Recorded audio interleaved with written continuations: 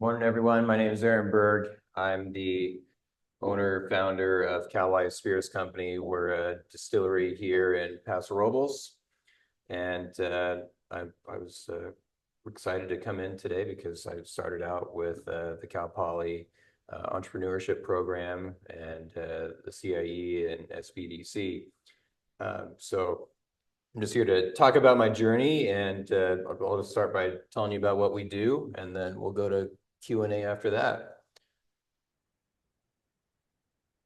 So my journey began in 2012, about 12 years ago, when I decided to start making moonshine in my dorm room at Cal Poly.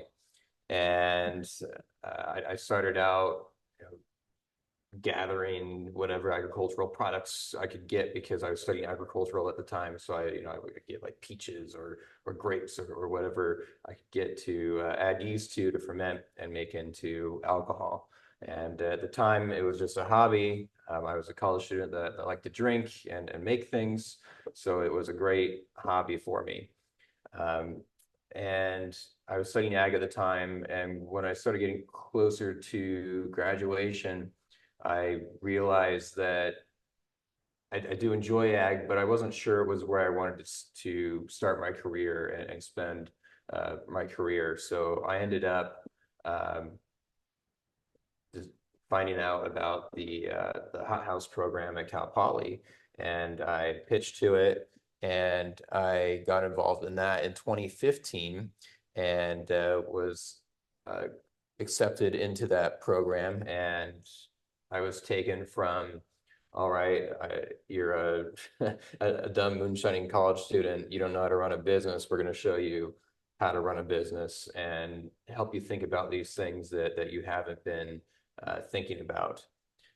So 2015, I did that. And then the center was so great that after a year, I was actually able to start my business. So I went from moonshiner to legitimate business in a year in 2016, which was really cool. So we started out making rum and gin.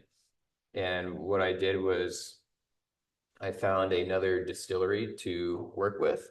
So this other distiller made my spirits and my recipes. And then I got a wholesale license so I could go and sell my spirits throughout the state of California. So I did that for a few years. And then in 2018, after a few years of bootstrapping and raising money that way, I was able to open up a distillery here in Paso Robles. So I have my own brick and mortar distillery here with a tasting room now, and the business has just continued to grow.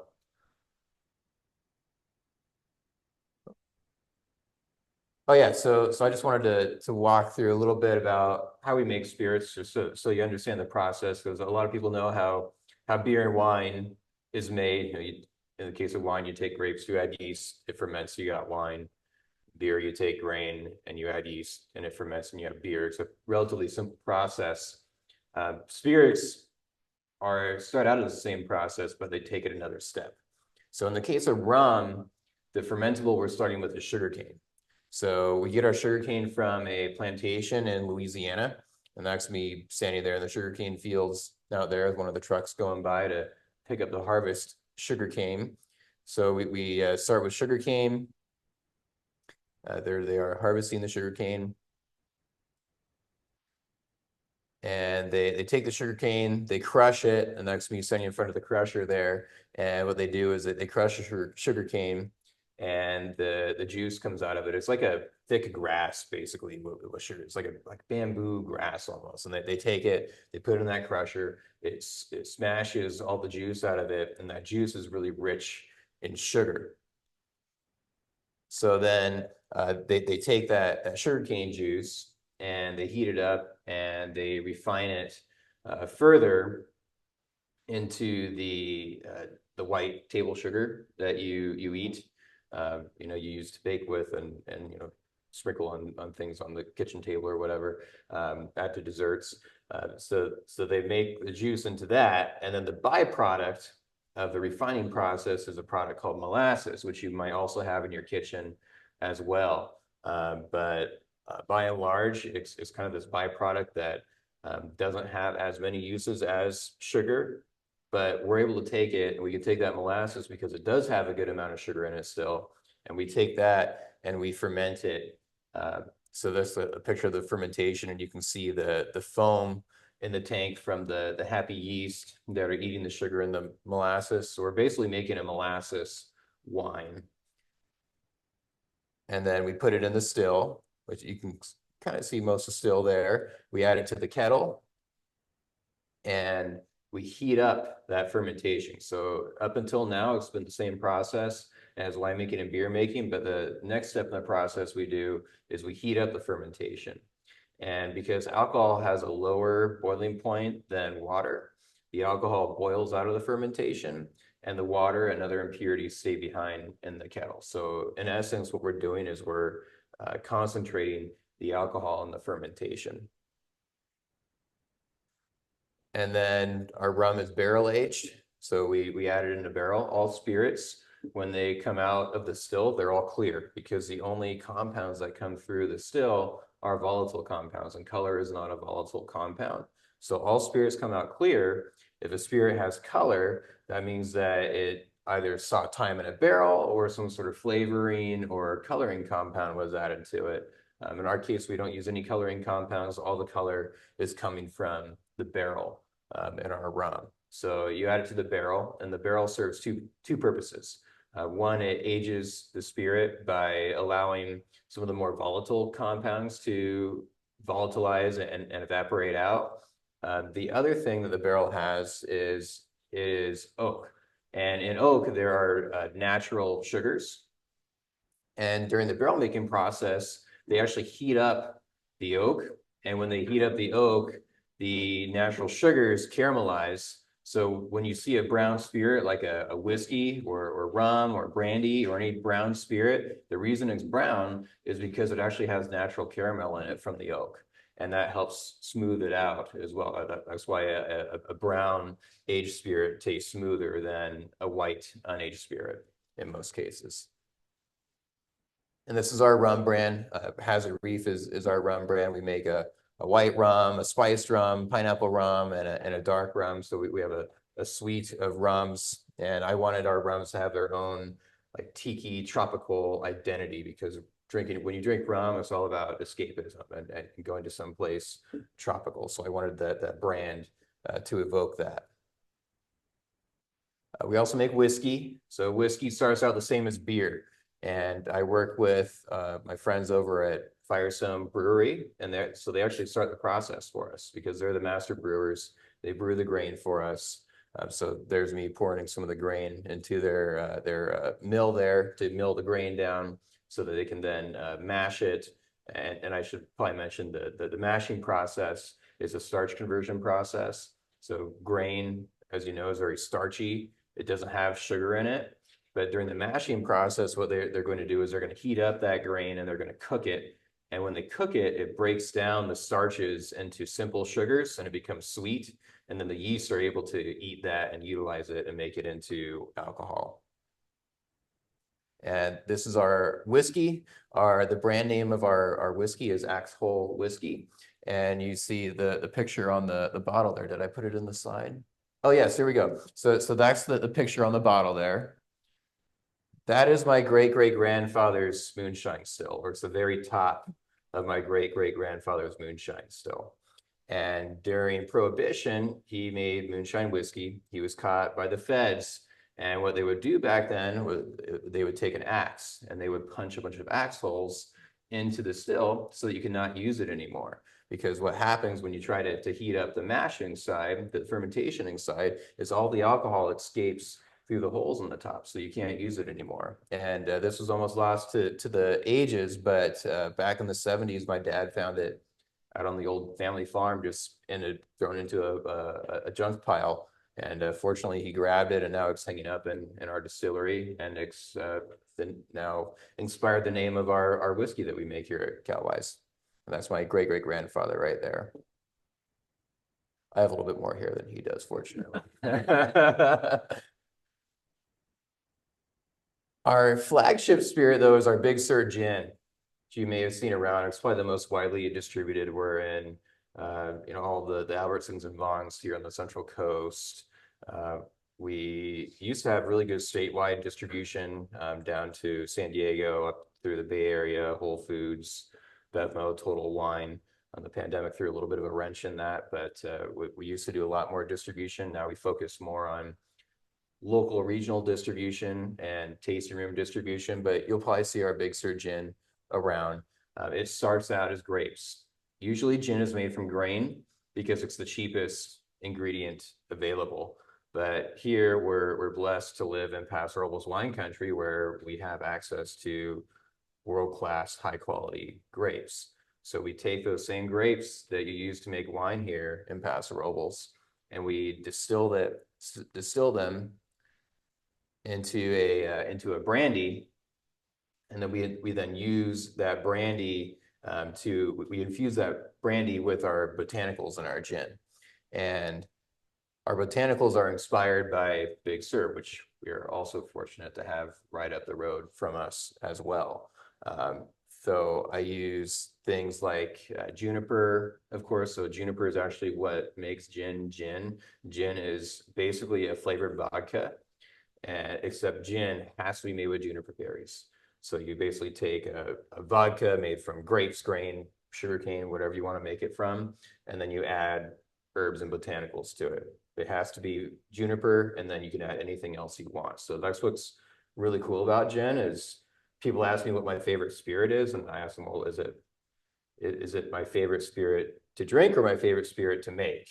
Because it's different. Like I like to drink whiskey and rum. Those are my favorite spirits to drink, but my most favorite spirit to make is gin because there's just so much you can do with it. There's just total creative license. You're basically starting with a blank canvas, which is your vodka, and then you can paint whatever botanicals you want into it.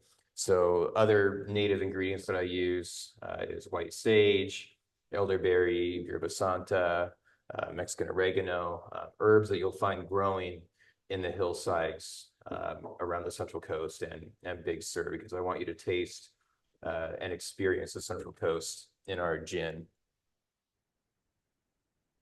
That's just a picture of me in the still.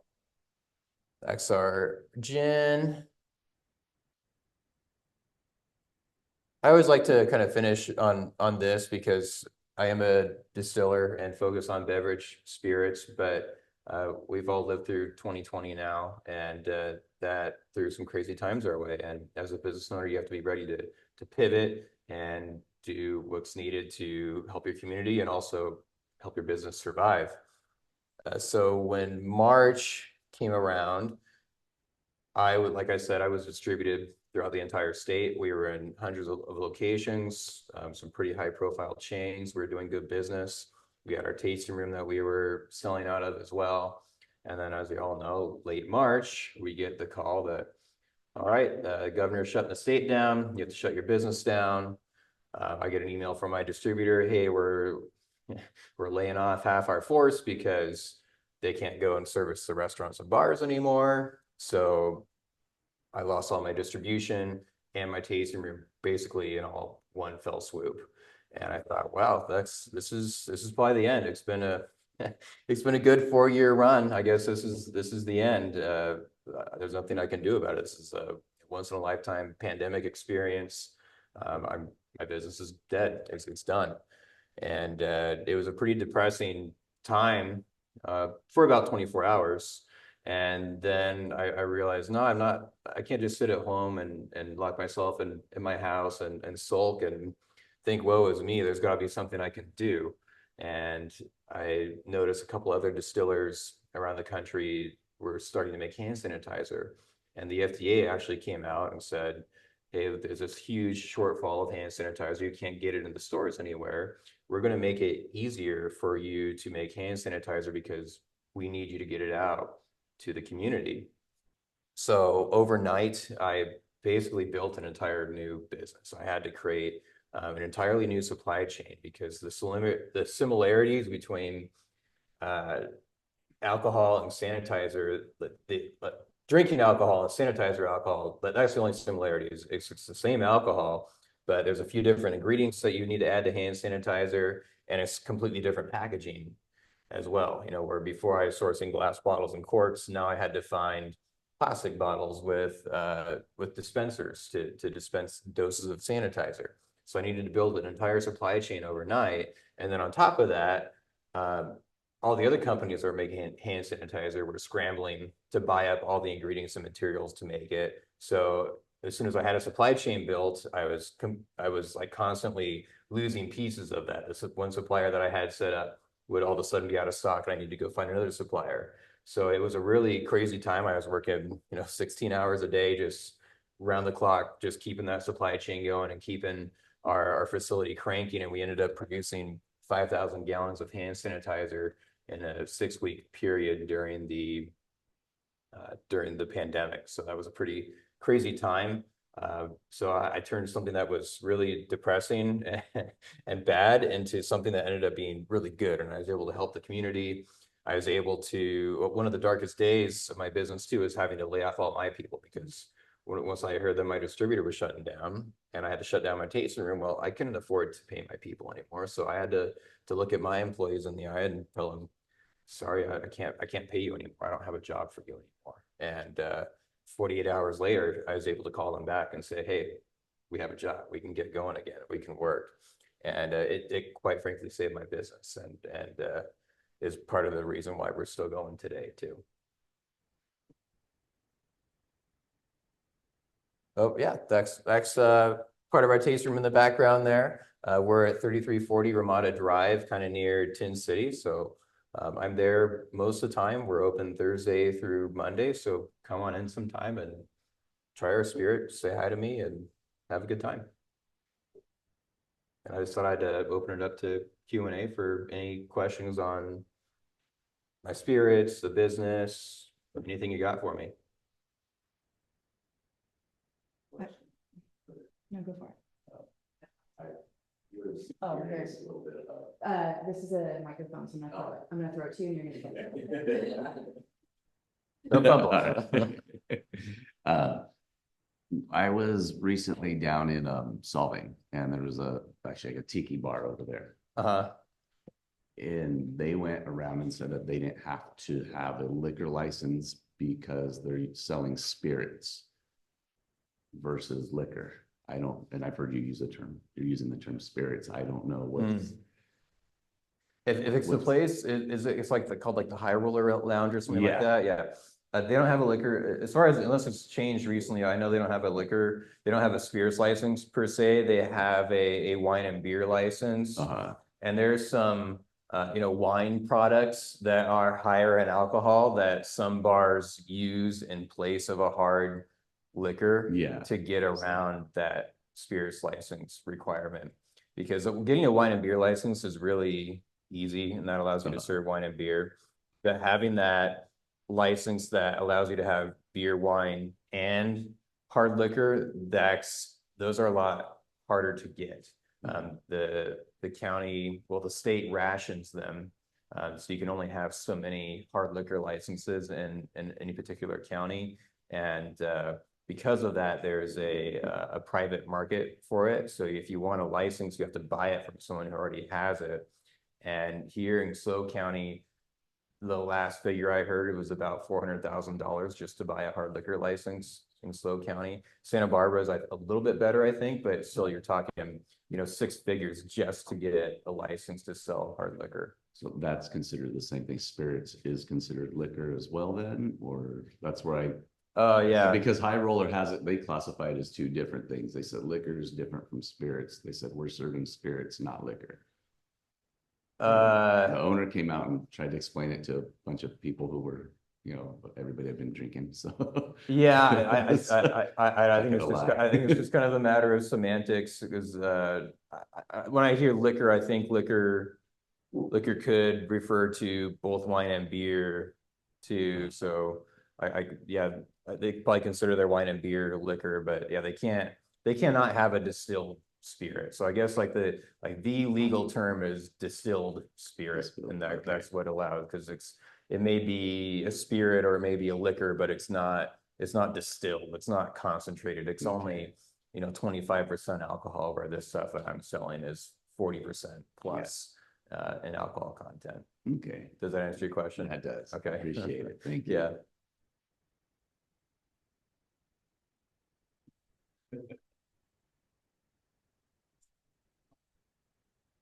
My background's in graphic design and Uh. I love your packaging and your branding. And so I had a question about that, you spoke a little bit about with your great was it your great grandfather? Yeah, great great grandfather. Great yes, grandfather, yeah. yes.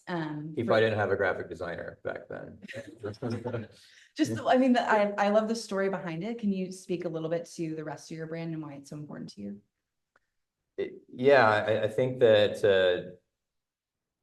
and not just with spirits, but especially with spirits, but even any other product, that the brand is so important because it communicates your personality to the consumer. I mean, the juice in the bottle can only be so good. You have to communicate how good it is. And like I said, I think it's important to have a story behind your product too. So, you know, with my Axel whiskey, for instance, like that name catches people's eyes, of course, and then we have the story on the bottle and they read the story and realize that I have this family history, and it pulls them in to the brand, and it makes it, it makes it to where you've gone from just drinking whiskey to now you're participating in this family history, and you're getting to know the family history of the distiller, of the man who made it. Awesome. I love it. Also, I heard that in 2019, you were the youngest distiller in the US. Uh-huh. Yep. Did you get a little award for that or a little pin or anything? No. Oh. I can make you one so you can walk around. Yeah. Yes, I was the youngest distiller in Yeah. the US at the time. Thank you. So what were some of the hurdles that you weren't expecting to run it once you established your manufacturing facility? Maybe pre-COVID. Yeah, so some of the hurdles in establishing the manufacturing Yeah. facility. I think the main thing with starting a business is all the things that you don't know about, and that's what even, you know, scares me to this day when I'm looking to expand my business is what's out there that you don't know about. And I think one of the big variables is all the government permitting that you need, and all the different agencies and bureaucracies that you have to deal with and get approval from to get your business going. Because all it takes is one agency to stand up and say, yeah, I have a problem with what you're doing. I need you to do all this paperwork for me. And it pushes your project back, you know, years potentially.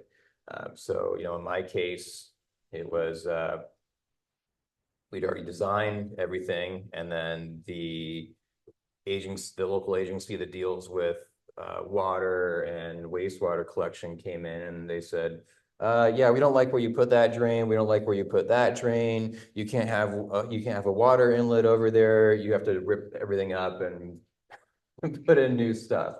And then, you know, the health department came in because we have a full kitchen and bar in our distillery. So they came in and said, oh, no, you need to install a floor drain there. You need to install a floor drain there. And it was also kind of conflicting with what this other agency was telling me to do.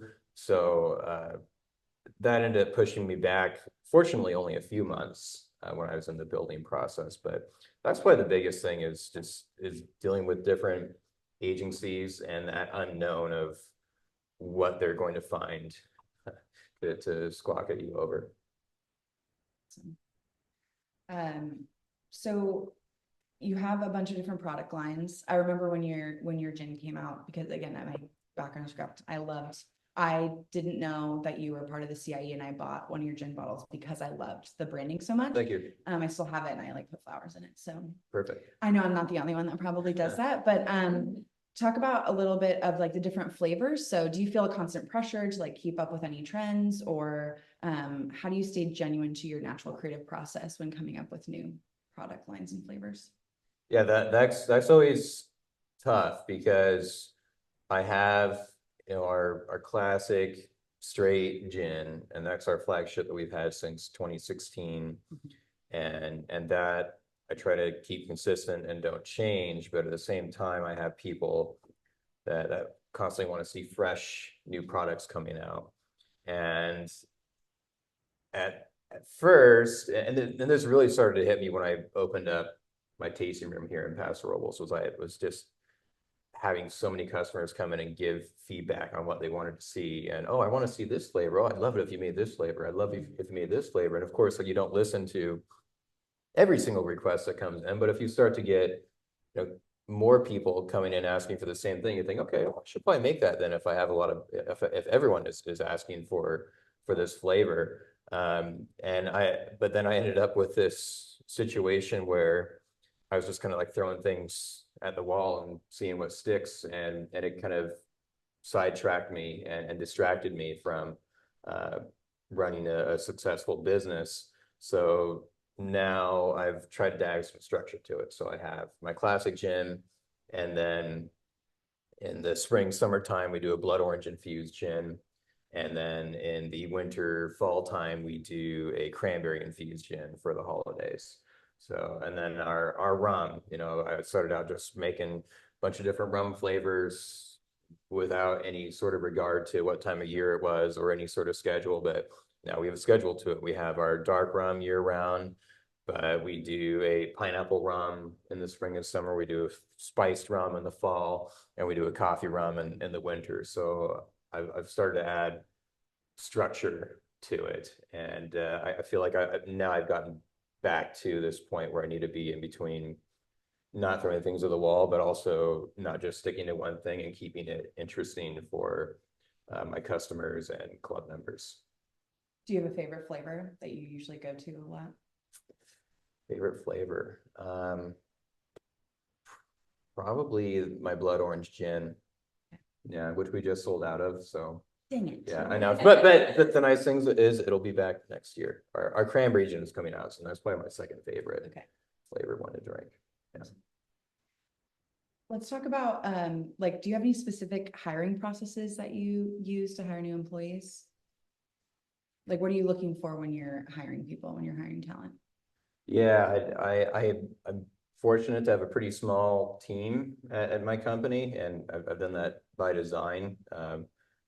So the employees that I hire, though, I've gotten to this point where I can be choosy over who I hire, and I pick the people that come in that are passionate about it, because it's not. I mean, yeah, you're going to earn a paycheck, of course, but I want the person who actually cares about what we do at Calwise and makes it known in the interview that they're really into our brand, they really like our spirits, they really like this industry that we're in, and that carries a lot of weight to me when I hire. Okay, so for someone just launching a business, back when you were in 2015, from what you know now, what piece of advice or what's something that you would share with your younger self or someone who's looking to start a business? Advice that I would share. I think to just put your head down and do it. You can try and plan and have all these big pie in the sky ideas and hold yourself back from just jumping in by trying to plan and do all this, but you just kind of got to jump in and do it. And of course, just be ready to work long hours and 7 days a week for quite a while, and just be persistent and be ready to get rejected a lot especially when you're out doing sales. I think that's probably my main thing. If you're going to spend time planning on something, is to really plan out your sales and understand what your sales channel is going to be and have realistic expectations about that, because it's probably not going to go as well as you think it is. It's going to be hard, but if you keep pushing through, you can do it. I think a great example of that is when you pivoted in 2020. I think a lot of people could have just destroyed or everything that you worked for could have been gone, but you really, one of the pillars of entrepreneurship really is pivoting, and you did it well. Do you feel like that made your business stronger? It did, yes. And I like talking about that time because I'm proud of that time. And I feel like that time did weed out some business owners who maybe didn't have that sort of resolve and Those are the true tests of a business owner, is when that comes around and people are either going to fold or they're going to stand up to it and figure out a way to make it work. And I think that's the way to be a successful business owner, is just be ready to take any challenge that comes your way, and don't let it get you down. Just look at it as a new problem to solve, as a new puzzle to figure out. And if you can do that, you can get through anything. I feel like I need to put that on a sticker. Sure. Everything, it would be really long, but Yeah, it'd be a big bumper sticker. it would be great. That'd be so smart. I love it. Thank you. Do you still sell hand sanitizer? No, we don't. That's actually another story I can tell, is actually at the end. So it was March of 2020, the FDA came out and said, okay, distillers, you can make hand sanitizer. Because usually it's considered a drug. So you have to go through this long permitting process to manufacture this drug known as hand sanitizer. But the FDA basically suspended that rule and said, okay, distillers, you can make hand sanitizer. Just register with us and tell us you're going to make it. We're not going to charge you a fee.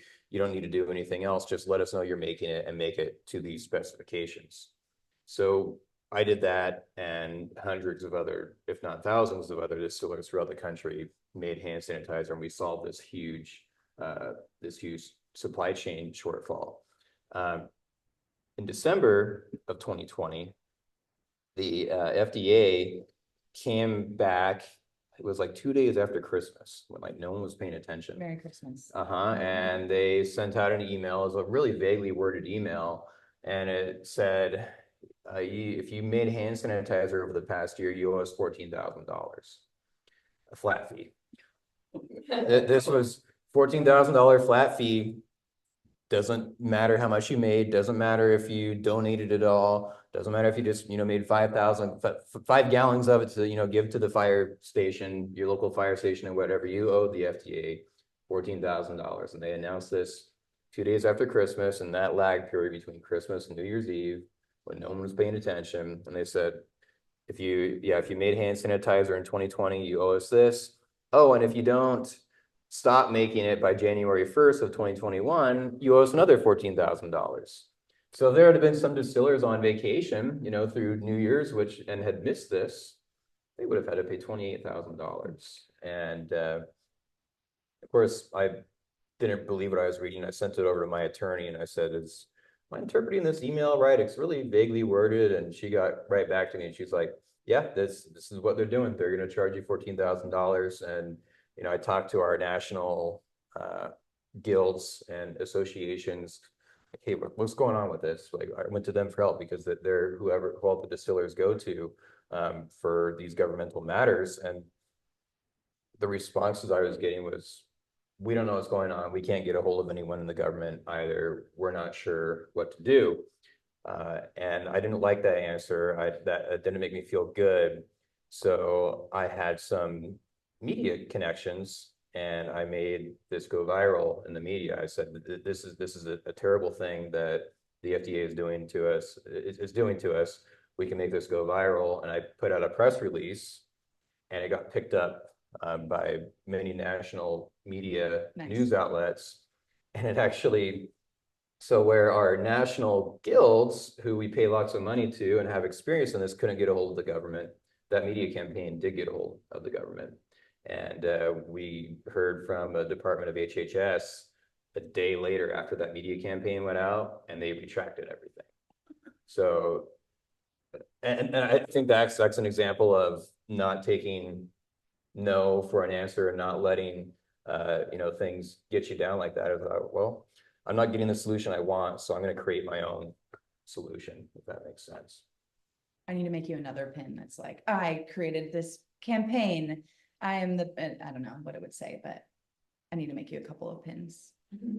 Yeah, I still have people coming in like years after this all happened. They're like, oh, yeah, I saw you on the news about this whole FDA thing. How did that all sort out? And I'm like, yeah, it's all sorted out now. But it was kind of another fun time getting to make hand sanitizer, and then also creating this like huge media campaign that actually created change. And that really gave me hope and society as well, because you think like the government's like this big thing that you can't fight, and that, you know, your voice doesn't make a difference. But I think that's an example of, yeah, one voice can't make a difference, and it just takes one small lowly business owner in Paso Robles to make a splash in the national spotlight. Well, I know you don't sell it anymore, but if anybody wants to try the hand sanitizer, we are fully stocked at the Hot House down in San Luis Obispo. Okay. All of our coworkers have a bottle. We all use it every day. I don't even know if you guys know that we use it every day. We love it. We love your gin. We love your hand sanitizer. Thank you. You're a very valued member of the CIE family. Thank you very much. I realized I didn't directly answer your question. So after that long story, we're not allowed to make hand sanitizer anymore. That was like the thing that came out. Was like, okay, yeah, we're gonna try and charge you this $14,000 fee. Oh, never mind, we're not gonna charge you this fee. Oh yeah, and you have to stop making hand sanitizer now too, though. So like, okay, that's fine. We're distillers. We're not hand sanitizer makers. We want to go back to making beverage alcohol anyway, so that's okay. I love it. Do we have any questions from the audience? Thank you. I'm curious, so you mentioned a little bit through that story that there's a guild of distillers. I know in entrepreneurship, it can be a little bit of a lonely journey. And so, you know, in the tech space, I feel like there are, you know, groups of people in clean tech, et cetera. But for distilling, I'm curious what the community has been like for you and whether you find that, like, do distillers have their own community where they interact? Are you pretty friendly with other people? Do you get to kind of expand your reach out into other states? Or is it pretty much like, you know, you put your head down, you do your thing, and occasionally you meet another distiller doing the same, or not the same thing, but similar line of work? Yeah, good question. I think it's, especially in distilling, I think it's easy to put your head down and pretend that other distillers don't exist and not be good about that. But at least I feel like most other distillers are pretty good about getting to know each other. And it's always interesting too, right? Because you want to get to know everyone in your industry, and there's benefits to that, but at the same time, they're also your competitors. So it's this delicate balance. But I know all the distillers in the area here. We actually have so there's our national guild, and we have a state guild. And then here we actually have a local organization that has 13 distillers on it. I'm actually currently the president of that organization, so I know everyone. And what our local organization focuses on is actually marketing our region as a distilling region. So we've all come together, and instead of, yes, so there is some competition between our distillers, but we've realized that our real competition is the big guys. It's the big, you know, multinational corporations. We can do a lot more together than we can trying to compete with each other. So we all pay money into this organization, and we use it to market our region and hold events and do things that creates a rising tide that floats all of our boats, if that makes sense. Very cool. Yeah. That's another pin I'm going to make you, is that you're president of that group. Yeah, cool. Like just adding to the list. Yeah, Like, I'm just gonna be covered in. yeah. One's going to say like, ask me about 2020. Ask me about my press campaign. Yeah.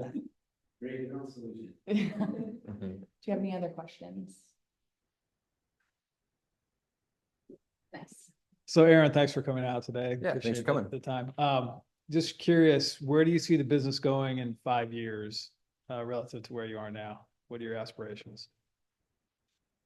What are my aspirations? Well, you know, if you'd asked me that before the pandemic, my plan, I had a pretty good statewide distribution. My plan was to go national and work on my out-of-state distribution, but the pandemic put a wrench in that. So since then, I've been focusing on my direct-to-consumer channel out of my tasting room. And right now we have a pretty small, with 5,000 square foot spot out near Tin City. In the next 5 years, I want to expand. I want to have a bigger facility that's about twice that size. And I want to get back into the distribution side of things as well, now that the economy is settled out a little bit. That's part of my goal. So yeah, in a nutshell, I want to expand my place and get back into distribution. Great. A follow-up on the axe hole, just curious, is Axel. axe hole. Uh-huh. Yeah, exactly. Sorry. There's that cake No slur sound. there. Yeah. Is there, you talk about the family history, is there any of the family recipe kind of tied to that, or did you create it on your own? I wish, yeah, I tried to find if there was something written down somewhere, but unfortunately, there's no family recipe. The best we have is that remnant of the still, which I'm really grateful for because there's a lot of people out there with stories about family distilling, but everything's been lost to time. So at least I have that artifact that's it's hanging up in my distillery, so you can come see it there anytime. Will do. Thanks. Any other questions?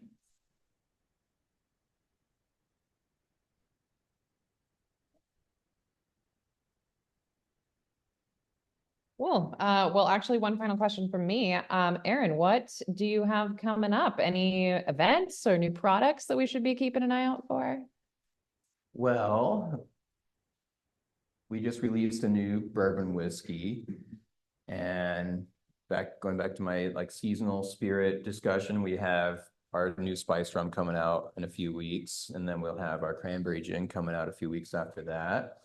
And we have our club pickup party coming up too. So that's one of the things that I really leaned into since the pandemic, was building my direct-to-consumer route and having this recurring revenue of a club. So we have several hundred club members that come out to our parties 4 times a year and purchase packages of our spirits. So we got that coming up.